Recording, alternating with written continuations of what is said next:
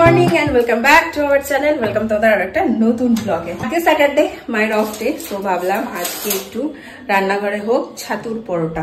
এর আগে কখনো আমি নিজে ছাতুর পরোটা করিনি, মাই সবসময় করেছে। আজকে একটু বাজারে গেছে মা, তো আমি বললাম আমি একটু ট্রাই করি। তো এখানে দেখো আটা মেখে নিয়েছি, আর এখানে ছাতু নিয়েছি, একটু পেঁয়াজ কুচি, আদা কুচি নিয়েছি। এর মধ্যে মায়ের আচারের তেলটা অবশ্যই দেব, দিয়ে মেখে নেব। তারপর চেষ্টা করছি ছাতুর পরোটাটা বানানোর। চলো দিনটাকে এখান থেকে দারুণ ভাবে শুরু করি। আমার ছাতুর ডোটা পুরো রেডি। এবার এগুলোকে সব এরকম করে টিকিয়ার শেপে করে নেব, আর তারপর এগুলোর মধ্যে ভরে নেব আলুর পরোটার মতন। হয়ে গেছে আমার রুটিগুলো তেড়া বেড়া করে রেডি করা। এবার হচ্ছে একটা একটা করে তাওয়াতে দেব।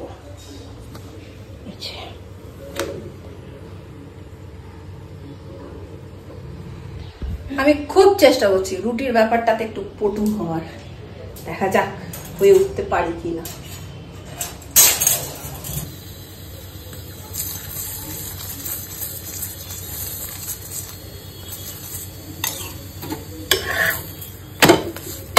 একদম অল্প তেলে ভালো করে সেঁকে নেব, সবগুলোই এইভাবেই করবো।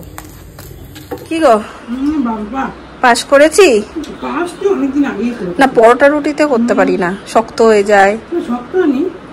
কি কম বলো তো? একটু নরম হয়েছে,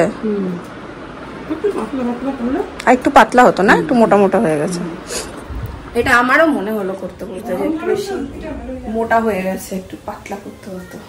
যাই হোক, নেক্সট টাইম। ওটা দিয়ে পেট পুজো হলো, আর ভালোই লেগেছে, নরম হচ্ছিল খুব, কিন্তু একটু পাতলা করলে যেন মনে হতো বেটার হতো। যাই হোক, আর কালকে আমি জানি তোমাদেরকে বলেছিলাম যে আমি বাড়ি গিয়ে আমি কি নিয়েছি সেটা দেখাবো, বাট আমি এসে আর দেখাতে পারিনি, ভুলে গেছিলাম। তো ভাবলাম এখন তোমাদেরকে দেখিয়ে দিই। আমি ছোট্ট একটা জিনিস নিয়েছি, ছোট্ট একটা নোজপিন নিয়েছি। এই হচ্ছে, আমি খুলি তারপর তোমাদের দেখাচ্ছি। এই হচ্ছে নোজপিনটা। তো এইটা আমি নিয়েছি হচ্ছে নতুন বৌদির জন্য। বৌদি বলি যেহেতু, পাপুন দেখে দাদা বলি। তো এই ছিল গিফট। কালকে না এসে আর হুঁশ ছিল না, লুডো খেলতে বসে গেছিল সবাই। তারপর মানে রাত্রির দিকে এত গল্প জমে গেছিল, এত বেশি হাহাহিহি হচ্ছে, আর এমন সমস্ত গল্প হয়েছে, হেসে হেসে পেটে ব্যথা। সেই জন্য আমি তোমাদের সাথে শেয়ার করে উঠতে পারিনি, এখন দেখিয়ে দিলাম। এসেছিলাম ওপরে, একটু জেঠুর সাথে দরকার ছিল, দেখে যাই একটু মেজামাখি করছে। রান্না হয়ে গেছে? ভয় পেয়ে গেছি, ঘেমে গেছে গো। এই হঠাৎ মনে পড়লো রে, আমি এটা চালাইনি তো। হ্যাঁ হ্যাঁ, আর আজকে গরমটা বেশ লাগছে।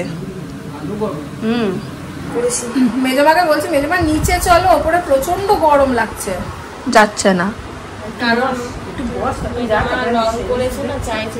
সবাই দেখুক রংগুলো।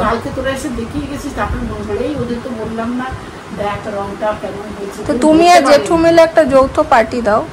তুমি আর জেঠু মিলে। বাবা জেঠু কত করেছে, আর ওনার একটা দেওয়াল। তুমি ডেজার্টটা দেবে, তুমি ডেজার্টটা, শুধু মিষ্টিটা, জেঠু বাদ বাকিটা, তাহলে তো হবে। হ্যাঁ সেটা হবে। মেজমা বলছে, মেজমা নিচে চলো, কখন থেকে বলছি, আয় বল।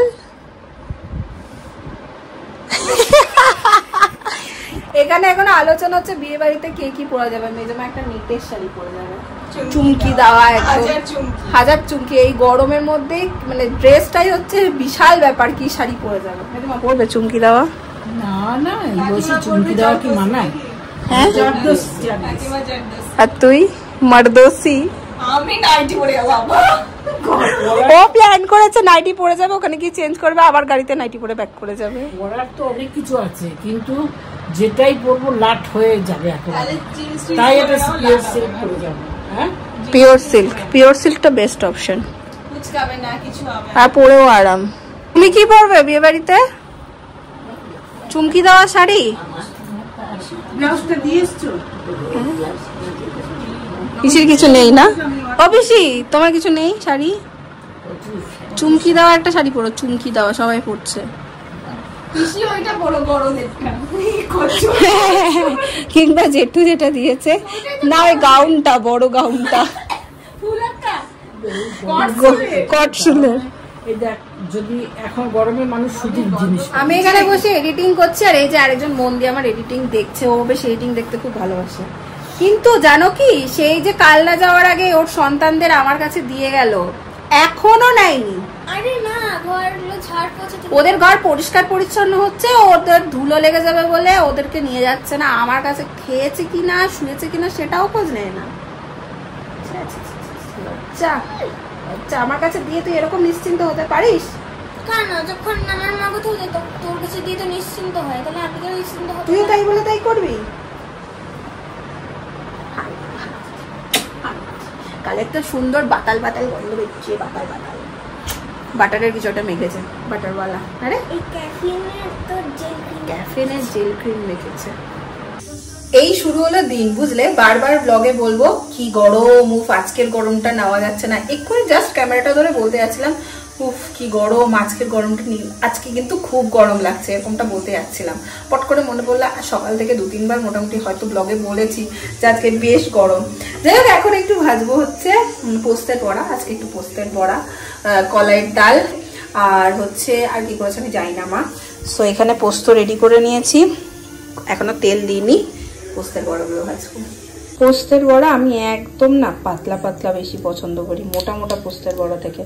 তাই দেখো একদম পাতলা করেই মেখেছি, মানে টাইট করে মাখিনি খুব একটা। এগুলো একদম দিয়ে দেবো।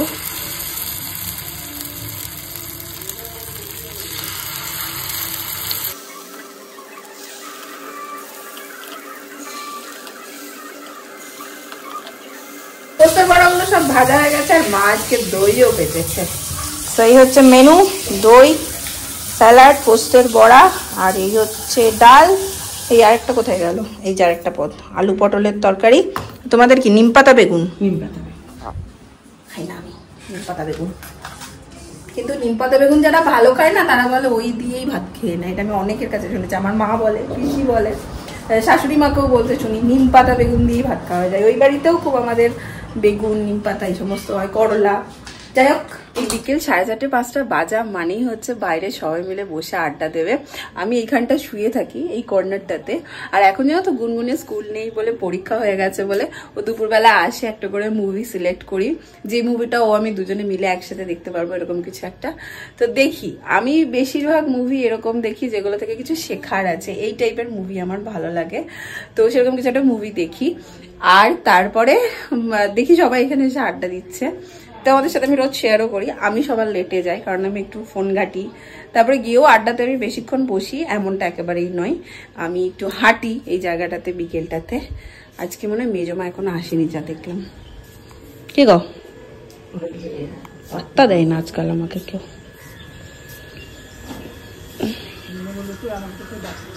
কি হয়েছে তোমাদের?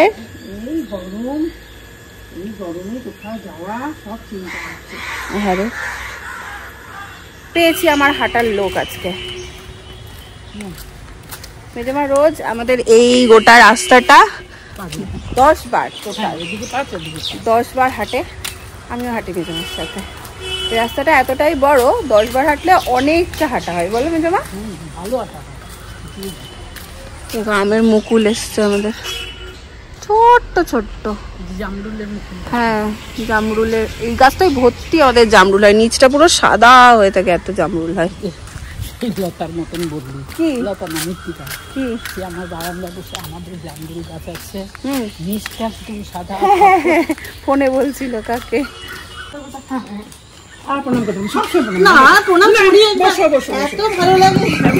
বসো বসো,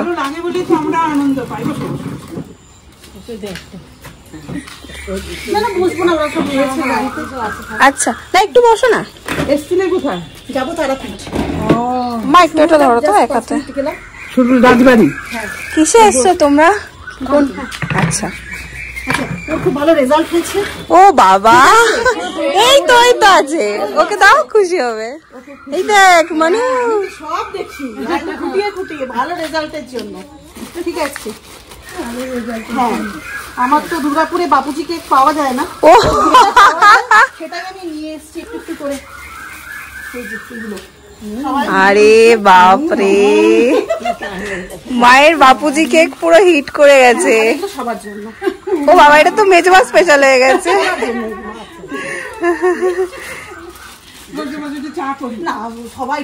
একটু বসো না, একটু চা করি, বসো। একদম একদম, আসো একদিন সময় করে, চপ মুড়ি হবে। এই সবাই থাকতে থাকতে এসো, তবে তো মজা হবে। সেটাই সেটাই, পম্পিরা আসবে সবাই। তো কবে আসবে? রোববার দিন বলবে না, শনিবার। সবাই থাকতে থাকতে আসো, তবে তো মজা। শুক্রবার রাতে, 5 তারিখ শুক্রবার। এত ভালো লাগে, এত সিম্পলিসিটি, যে মানে না এসে থাকতে পারবে। খুব ভালো লাগলো। গরম গরম গ্রিন টি গরমের মধ্যে।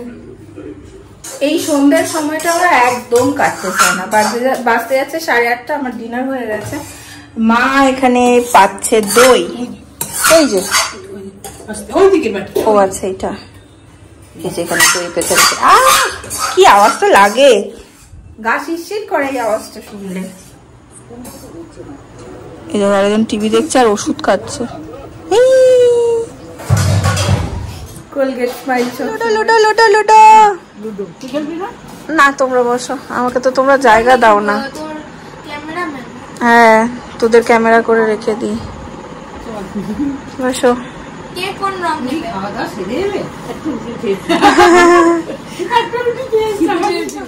লাস্ট 2 দিন ধরে ব্লগ এন্ড করা হয়নি, মানে সমস্ত কিছু করছি, শেষে আর ব্লগ এন্ড করতে ভুলে যাচ্ছি। আজকে সেই মিস্টেকটা করিনি, চলে এসেছি আবার ব্লগটা এন্ড করতে।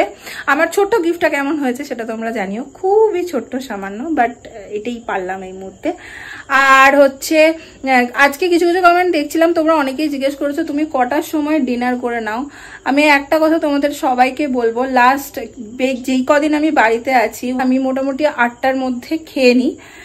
আমার যেহেতু গলস্টোন অপারেশন হয়েছে, আমাকে মাঝে মাঝেই হজমের ওষুধ খেতে হয়, এটা সেটা করে খেতে হয়, মাঝে মধ্যেই অনিয়ম হলেই খেতে হয়। তো আমি চেষ্টা করি না খাওয়ার।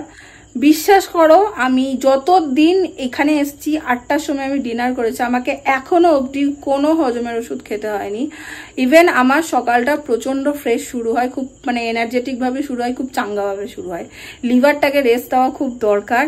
আর যারা গলস্টোন অপারেশন হয়েছে বা যারা এরকম হজমের সমস্যায় ভোগো, তারা এটা ট্রাই করো। আমি জানি আমাদের সমস্ত বাড়িতে এটা ট্রাই করাটা খুব কঠিন, খুবই কঠিন, যে সমস্ত কিছু করে 8টার মধ্যে খেয়ে নেবো, এইটা খুব কঠিন। খুব বলবো, পারলে ট্রাই করো। আমি নিজেও জানি না আমি কতদিন মেনটেন করতে পারবো, বাট খুব চাই যেন আমি এটা মেনটেন করতে পারি। আমি নিজে বুঝতে পারছি আমার শরীরের চেঞ্জটা, বা নিজে বুঝতে পারছি আমি কতটা ফ্রি ফিল করি। আর যারা ওয়েট লস করবো ভাবছো, মাস্ট ট্রাই। 8টার মধ্যে খেয়ে নাও, আবার 10-12 ঘন্টার গ্যাপ দিয়ে তুমি একটা হেলদি ব্রেকফাস্ট করো, রেজাল্ট পাবে। তো চলো, টাটা।